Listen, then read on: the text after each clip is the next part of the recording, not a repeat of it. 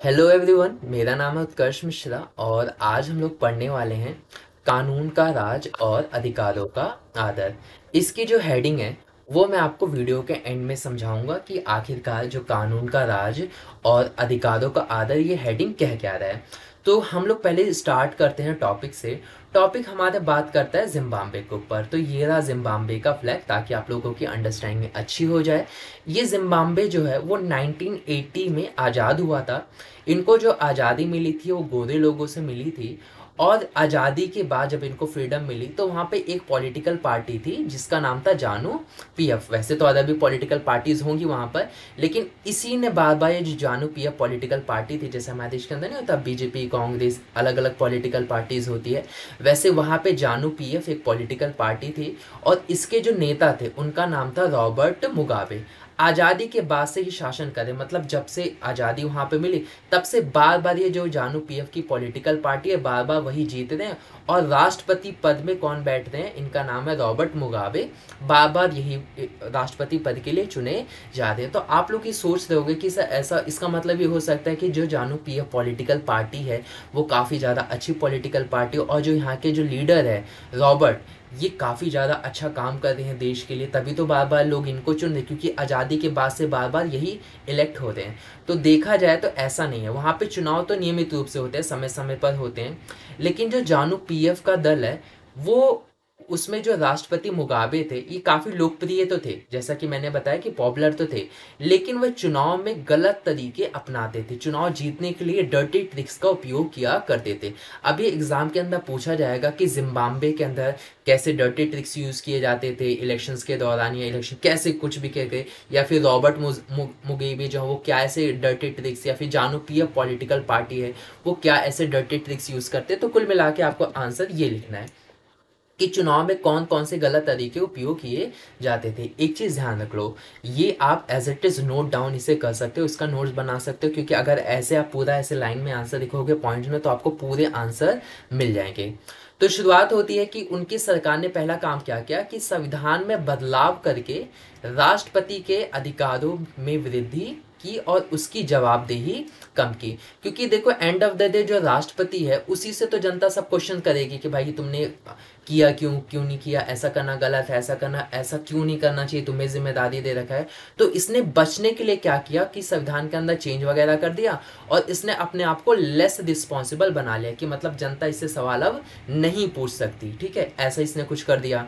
दूसरा पॉइंट बताता है कि जो विपक्षी दल थे, जैसे और भी पॉलिटिकल पार्टीज होगी ना वहाँ पर, तो उनके कार्यकर्ताओं के जो उनके मेंबर्स होते तो उनको परेशान किया जाता था और उनकी सभाओं में गड़बड़ कराई जाती थी। गड़बड़ कराने का सेंस जैसे वहाँ पे गुंडे भिजवा दिए या पुलिस को भेज दिया, वहाँ पे रुकवा दी गई मीटिंग को। तो ऐसे वहाँ पे जो भी अपोजिशन पार्टी थी उनके खिलाफ क्या होता था, ये जो सरकार जो चलती थी जानू पीएफ पार्टी की, ये उनके खिलाफ बार बार परेशान उनको बहुत ज़्यादा किया करते थे।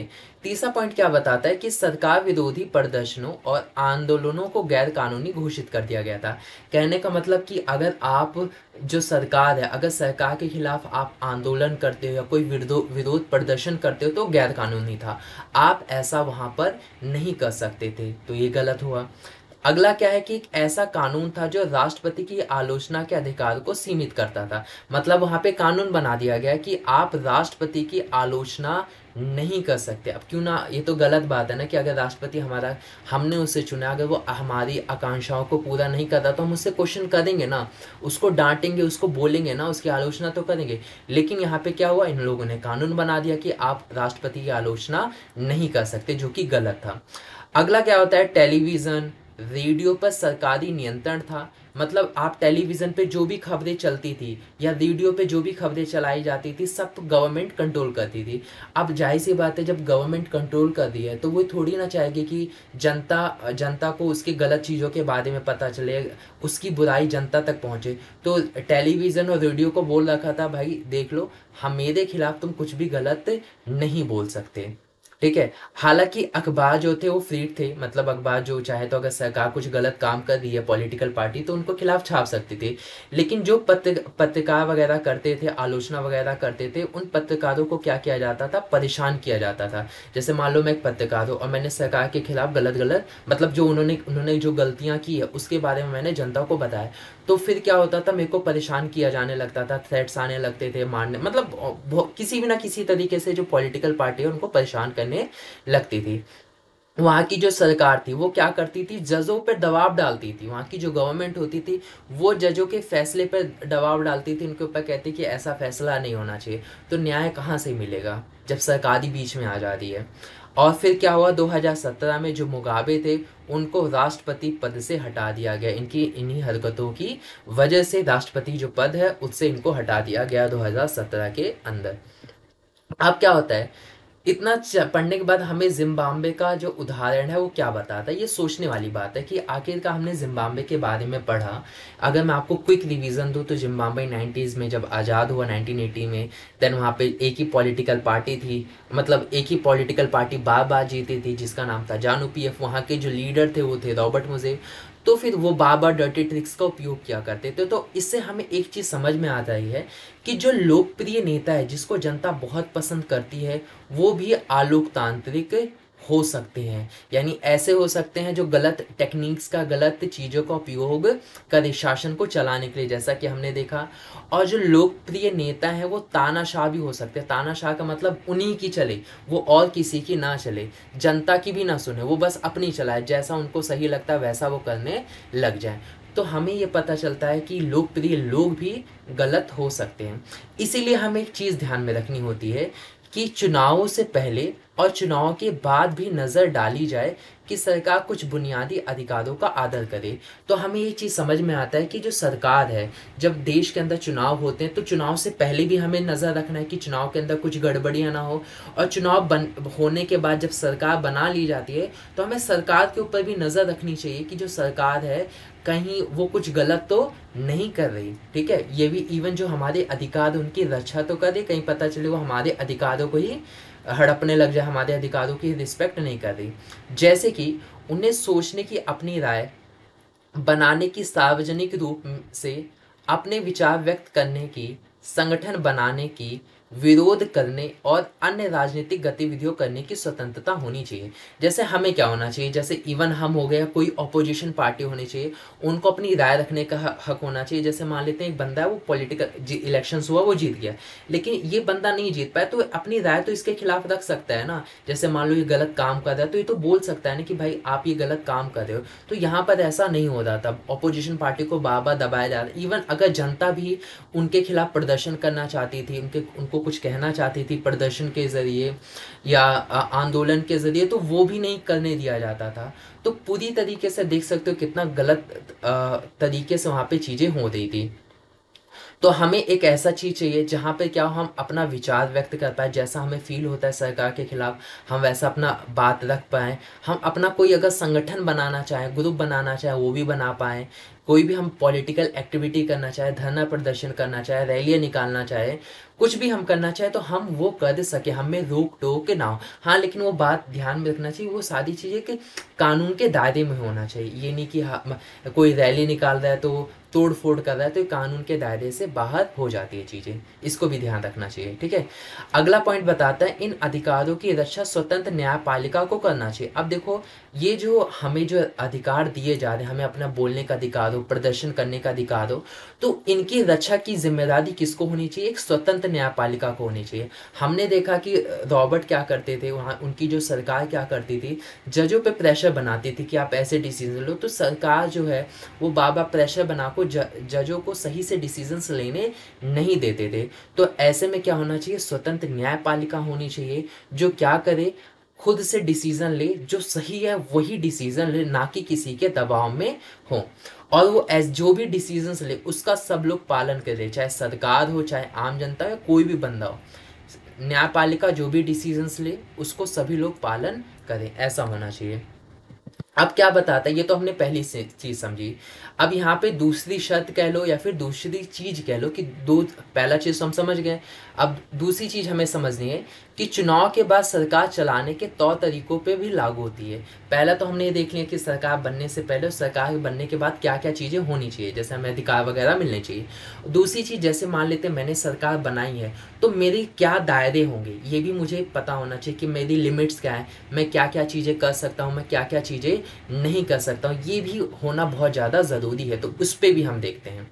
कहता है कि कोई भी सरकार इसलिए मनमानी नहीं कर सकती क्योंकि उसने चुनाव जीता है। क्योंकि आपने चुनाव जीता है तो इसका मतलब ये नहीं कि आपके मन में जो मन में आए वो करो, बहुत ही गलत होता है। उसे कुछ बुनियादी तौर तरीकों का पालन करता है, यानी उसके लिए भी रूल्स एंड रेगुलेशंस हैं, यानी उसको भी कुछ चीज़ों को करना, उसकी भी एक लिमिट है कि आप ये यही तक चीज़ें कर सकते हो, इसके बाद करना आपके लिमिट का नहीं, आपको ऐसी चीज़ें नहीं करनी चाहिए।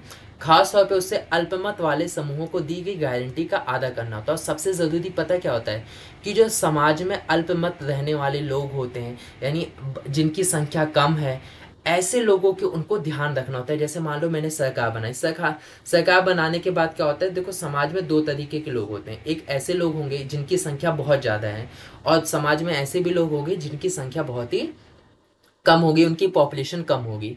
तो जिनकी पॉपुलेशन कम है तो उनके उनके साथ भेदभाव ना हो, तो मेरी ये जिम्मेदारी रहेगी कि उनकी भी ध्यान, उनकी भी जो बात है, उनकी बातों को मैं सुनूं और उनके लिए मैं काम करूं। और उनको जो संविधान ने जो उनको गारंटी दे रखी है कि तुम्हें ये मिलना चाहिए, ये मेरी जिम्मेदारी है कि मैं वो गारंटियों को पूरा करूं, उनसे छीनी ना जाए। ये अगला पॉइंट बताता है हर प्रमुख फैसले लंबे विचार विमर्श के बाद लेना होता है। कि सरकार बनने के बाद क्या होता है, जैसे मैंने सरकार बनाने, कोई भी डिसीजन ऐसे मैं नहीं ले लूँ, उसमें अच्छे से, क्योंकि इससे लोगों का बहुत बड़ा इम्पैक्ट पड़ने वाला है। तो वो फैसले अगर सोच विचार के अच्छे से सोच समझ के लिया जाएगा तो फैसला बहुत अच्छा निकल कर आएगा। तो ये कहा जा रहा है कि फैसलों को अच्छे से सोच समझ के लो।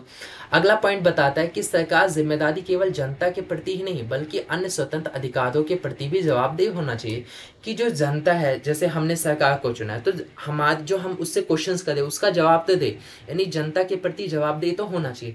लेकिन और भी जो लोग हैं, जैसे कि ऑपोजिशन पार्टी हो गई, या और जैसे न्यायपालिका भी अगर सरकार से कुछ क्वेश्चन करे तो उनके प्रति भी क्या होनी चाहिए, सरकार की जवाबदेही होनी चाहिए। अगर न्यायपालिका सरकार से क्वेश्चन करता है तो उसे जवाब देना चाहिए, बल्कि ये नहीं कह देना चाहिए कि हमें तो जनता ने चुना है तो हम केवल जनता को ही जवाब देंगे। नहीं, जो और भी जो संस्थानें हैं, जो अधिकारी हैं, उन लोगों को, अधिकारी वगैरह हैं, उन लोगों को भी सरकार को जवाब देना चाहिए। जैसे मीडिया है, मीडिया सवाल करे तो कोई सरकार कह दे नहीं हम तो जनता को जवाब देंगे, जनता पूछेगी तो हम जवाब देंगे, नहीं, मीडिया को भी जवाब देना चाहिए।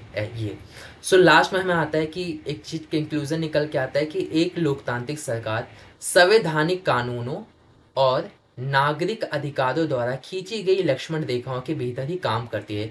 यानी इससे चीज हमें ये समझ में आती है कि कोई भी सरकार हो, अगर उसकी लिमिट यहाँ तक है तो वो अपने इसी दायरे तक काम करे, उससे आगे बढ़ने की कोशिश ना करे।